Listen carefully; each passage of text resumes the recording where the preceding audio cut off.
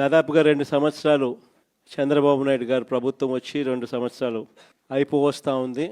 ఇక మరో 3 సంవత్సరాల్లో మాత్రమే మిగిలి ఉన్న పరిస్థితులు కనిపిస్తూ ఉన్నాయి.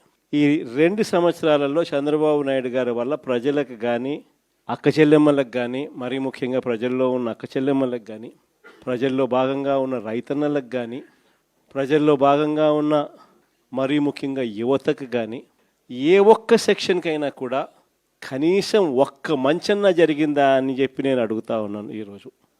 ఎందుకనంటే చంద్రబాబు నాయుడు గారు అధికారంలోకి వచ్చిన తర్వాత జరిగింది ఏమిటి అని చెప్పి ఒక్కసారి మనం వెనక్కి వెళ్ళి బేరీజు వేసుకుంటే జరిగింది ఏమిటి అని అంటే, ఇంతకుముందు మన ప్రభుత్వంలో ఉన్న పథకాలన్నీ కూడా రద్దయిపోయిన పరిస్థితి ఈరోజు కనిపిస్తూ ఉంది. ఇంతకుముందు ఒక మాట అంటే ఒక మాట మీద నిలబడే నాయకత్వం ఉండేది. ఒక మేనిఫెస్టో అంటే ఒక మేనిఫెస్టోలో చెప్పింది అది ఒక భగవద్గీతగా భావించి, ఒక బైబిల్గా భావించి, ఒక ఖురాన్గా భావించి చెప్పిన ప్రతి మాట కూడా ప్రజలకు మనం మాటిచ్చాం, ఖచ్చితంగా చేయాల్సిన ధర్మం మన మీద ఉంది అని చెప్పి భావించే ఒక నాయకత్వం ఉండేది. ఒక మాట, ఒక పాలకుడు నోట్లో నుంచి ఒక మాట వస్తే ఆ మాట ఖచ్చితంగా నిలబెట్టుకోవాలని తపన, తాపత్రయం పాలనలో కనిపించేది. అలాంటి మన పాలన నుంచి క్రమం తప్పకుండా ప్రతి నెల కోవిడ్ లాంటి సమస్యలు ఎన్ని ఎదురైనా కూడా ఏ రోజు కూడా మనం మన సమస్యలను చెప్పి ప్రజలకు ఇది ఎగరగొట్టాలని చెప్పి ఏ రోజు ఆలోచన జరగల మన ప్రభుత్వ హయాంలో. ప్రతి హామీని కూడా ప్రభుత్వంగా మనకున్న సమస్యల కన్నా కూడా ప్రజలకు చేయాల్సిన మంచి ఇంకా చాలా అవసరము. వాళ్ళకున్న సమస్యలు ప్రభుత్వం సమస్యల కన్నా చాలా ఇంకా ఎక్కువగా సమస్యలు పడేది వాళ్ళే అని చెప్పి భావించి ఎన్ని సమస్యలున్నా కూడా ముఖాన ఏ రోజు కూడా చిరునవ్వే తప్ప ఏ రోజు కూడా ఇది చెయ్యలేము అన్న మాట నోట్లో నుంచి ఏ రోజు రానిలేదు. చిక్కటి చిరునవ్వుతోనే ఎన్ని సమస్యలున్నా కూడా ప్రజలకు చెప్పిన ప్రతి మాట కూడా చేయగలిగాము అని చెప్పి కూడా ఈరోజు కూడా సగర్వంగా తలెత్తుకుని చెప్పుకునే ప్రభుత్వం మనది.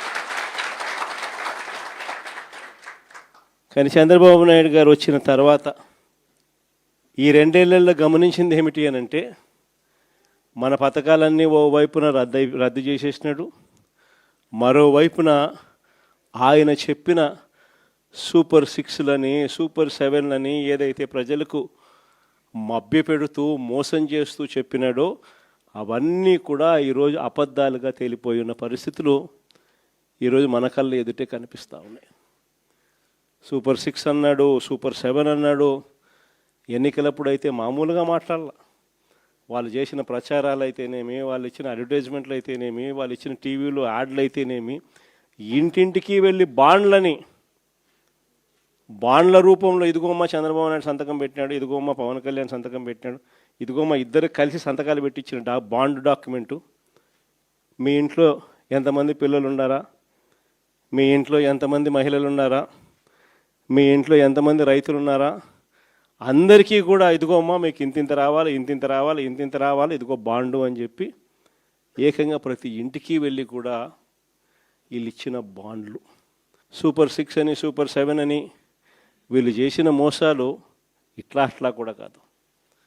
నిజంగా కూడా మనం ఎవరం కూడా ఈ స్థాయిలో ఒక మనిషి అబద్ధాలు ఆడగలుగుతాడా, ఈ స్థాయిలో ఒక మనిషి మోసం చేయగలుగుతాడా అని ఎప్పుడూ కూడా బహుశా ఊహకు కూడా అందవు.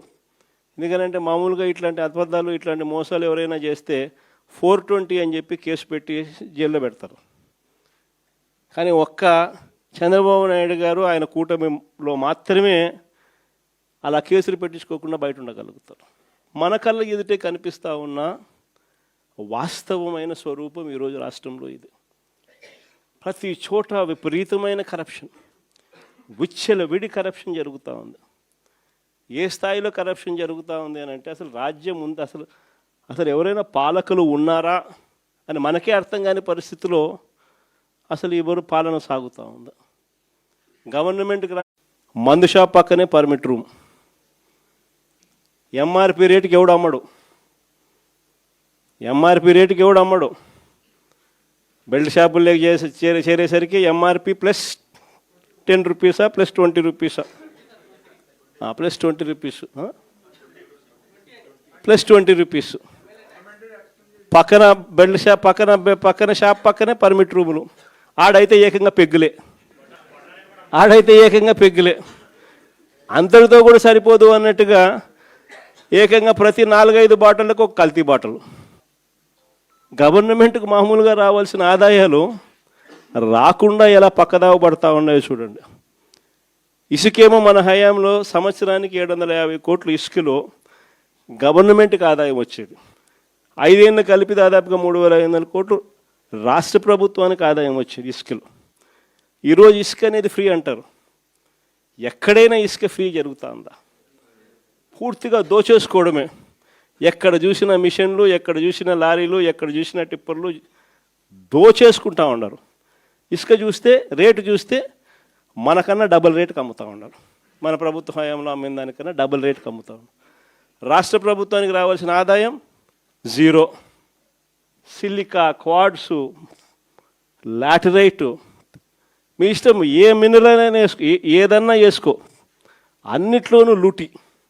రాష్ట్ర ప్రభుత్వానికి సంబంధించిన ఆదాయాలు రాష్ట్ర ప్రభుత్వానికి రావు. మొన్న సంక్రాంతికి అయితే హైలైట్. నిజంగా అసలు ప్రభుత్వమా జంగల్ రాజ్యమా ఇదే అని చెప్పి అనిపించే విధంగా జరిగింది. నిజంగా జంగల్ రాజ్యం అనేది మామూలుగా ఎప్పుడు చూసిండం మనం. నిజంగా నాగరిక ప్రపంచంలో మనం ఉన్నామా అన్నది క్వశ్చన్ మార్క్ అనిపించే విధంగా సంక్రాంతి అనేది చేసినారు వీళ్ళు. ఎంత దారుణం అంటే అసలు ఆ వీడియోలు చూస్తూ ఉంటే, ఆ సోషల్ మీడియాలో వైరల్ అవుతా ఉన్న వీడియోలు చూస్తూ ఉంటే ఆశ్చర్యం కలిగిస్తూ ఉంది. మొబైల్ రికార్డింగ్ డ్యాన్సులు, మొబైల్ బండ్లలో కొత్తపేటలో రికార్డింగ్ డ్యాన్సులు, రోడ్డు మీద రికార్డింగ్ డ్యాన్సులు పెడతా ఉంటే మనుషులందరూ పరిగెత్తా ఉన్నారు. పాటలు చూస్తే తాగురా తాగి చిందేయరా అని. రికార్డింగ్ డ్యాన్సులు, దారుణమైన స్థాయిలో రికార్డింగ్ డ్యాన్సులు. మొబైల్ వ్యాన్లలో ఏకంగా లిక్కర్, మొబైల్ అసలు ఏ స్థాయిలో జరిపినారని అంటే ప్రతి నియోజకవర్గంలో ఆక్షను. ఇవన్నీ చేయడానికి ఆక్షను. మా పులివెందులలో కూడా 3 కోట్ల కంటెస్ట్ చేసిన ఎమ్మెల్యే 3 కోట్లకు అమ్ముకున్నాడు. వీళ్ళు ఎక్కడెక్కడి నుంచో వచ్చి అక్కడ సెటప్ చేస్తారు.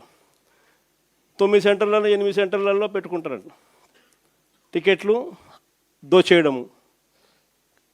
ఆశ్చర్యం ఏంటంటే ప్రభుత్వం దగ్గరుండి చేయిస్తుంది. ఎమ్మెల్యేలకింత, చంద్రబాబుకింత, లోకేష్కింత, అందరూ పంచుకోవడం, పోలీసులకింత. అసలు ఇటువంటి పరిపాలన, ఇటువంటి పరిస్థితి ఎప్పుడు కూడా చూడలే.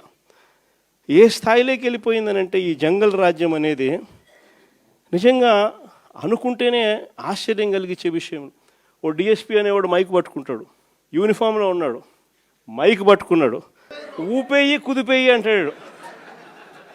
డిఎస్పీనా అసలు ఇది ఏం మనిషి వేయడని చెప్పి అర్థం కావడం అసలు. అంటే భీమవరం మీటింగ్లోనే అసలు ఇది నిజంగా సమాజంలో ఉన్నామా లేమా, అసలు ఏం జరుగుతూ ఉంది?